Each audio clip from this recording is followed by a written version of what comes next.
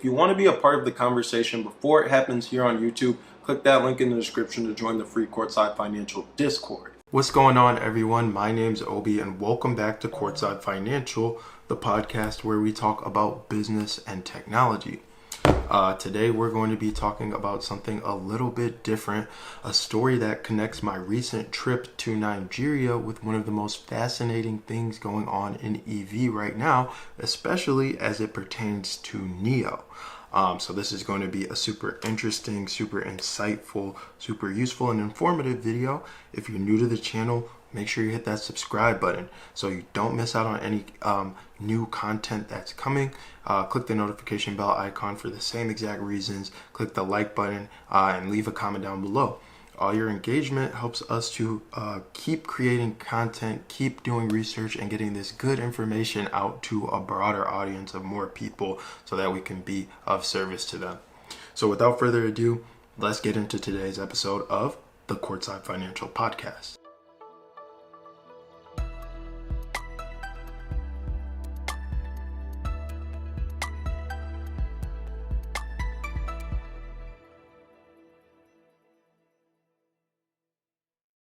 So I just got back from spending 3 weeks in Nigeria for one of my best friend's wedding.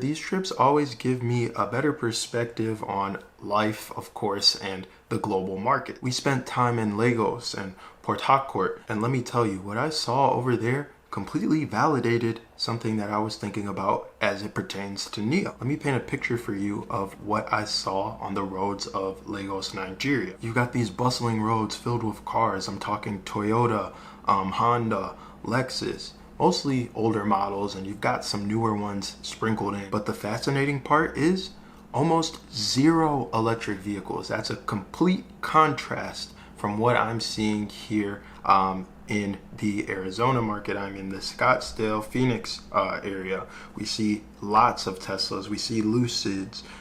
We see Mustang Mach-E's, whatever electric vehicle you could think of, Rivian, you name it. But what I saw in Nigeria was almost zero electric vehicles. And I mean zero. As someone who follows the EV market closely, this observation hit me kind of differently. Now, before we dive into what this means for NIO, let's expand on what's actually going on in Nigeria's automotive market. This is where things get really interesting. Back in 2015, Nigeria made history by introducing the Kia Soul as their first electric vehicle. Fast forward to 2021 and you had Stallion producing the Hyundai Kona, Nigeria's first locally produced electric vehicle, and the Kona was impressive on paper. We're talking about a range of 482 kilometers, zero carbon emissions, and an acceleration of 0 to 100 kilometers in 9.7 seconds. Let's take a look at some statistics now. According to the National Bureau of Statistics, EV sales in Nigeria were 4.22% in 2020, 5.40% in 2021, and 7.11% in 2022. But here's where things get pretty interesting. The previous government under Buhari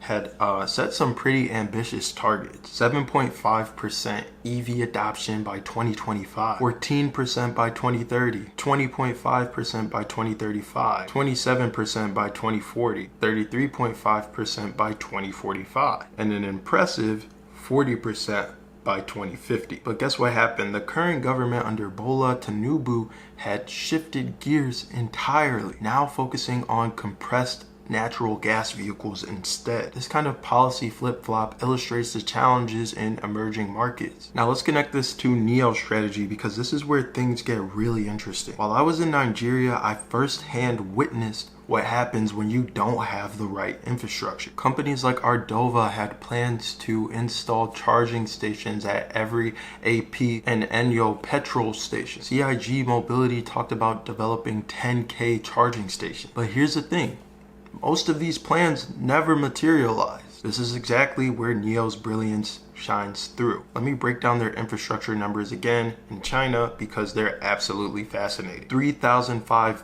battery swapping stations currently, 949 highway stations, 2,601 supercharging stations, 12,037 supercharging piles, 1,676 destination charging stations, 13,061 destination charging piles, and they've completed nearly 62 million battery swaps. But here's what makes this truly fascinating. While other global automakers are pulling back on their EV plans, NIO is doubling down on infrastructure. Let me give you some context about what's happening in the broader market. Toyota has cut its EV production plans for 2026 by a third. Volvo scrapped its plans of going all electric by 2030. Ford has reduced its planned annual capital spending on EVs from 40% to 30%. And even Porsche is watering down its EV ambitions. But NIO, they're taking a completely different approach.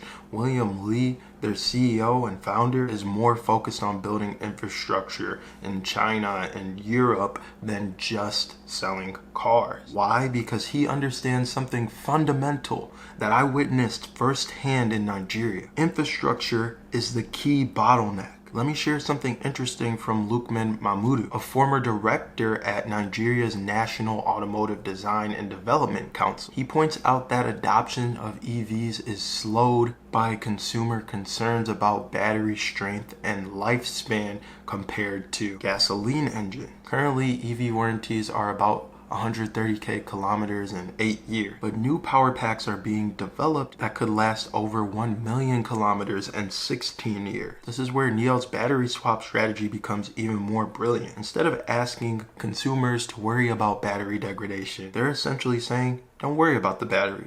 We'll handle that for you. It's a complete paradigm shift in how we think about EVs. Now let's talk about the challenges that any EV maker faces in emerging markets. Chris Obikunle, an automotive industry expert, asked an interesting question. If you're going from Lagos to Benin, how many charging points do you need on that axis? How do you replace your energy? This is exactly the kind of question that NIO is addressing with their infrastructure first approach. Think about it this way. When gasoline cars were first introduced, they didn't become widespread or widely adopted until gasoline stations were widespread. NIO understands this historical lesson, and they're applying it to their approach. They're not just selling cars, they're building an entire ecosystem. From an investment perspective, this is why I remain bullish on NIO despite a lot of the skepticism out there in the market. While others are focused on short-term sales numbers, NIO is essentially planting the seeds to have explosive sales later on if things go well. They're solving the chicken and egg problem of EV adoption. Do you need car sales first, or do you need infrastructure first? NIO's answer is clear.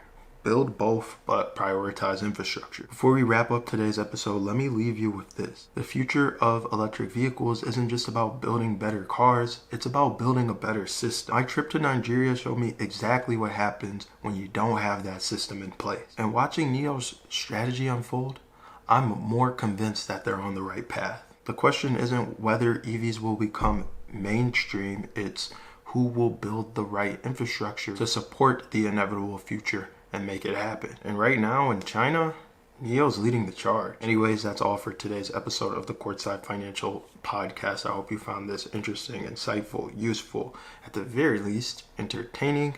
If you found it to be any of those things, please help us out. Hit that subscribe button, leave a comment down below, click the like button, notification bell icon. All your engagement helps us to continue doing research and push out this good information to a broader audience, helping more people. So we thank you for that. We'll see you in the next installment of the CF Podcast. Goodbye. This is Obi signing off.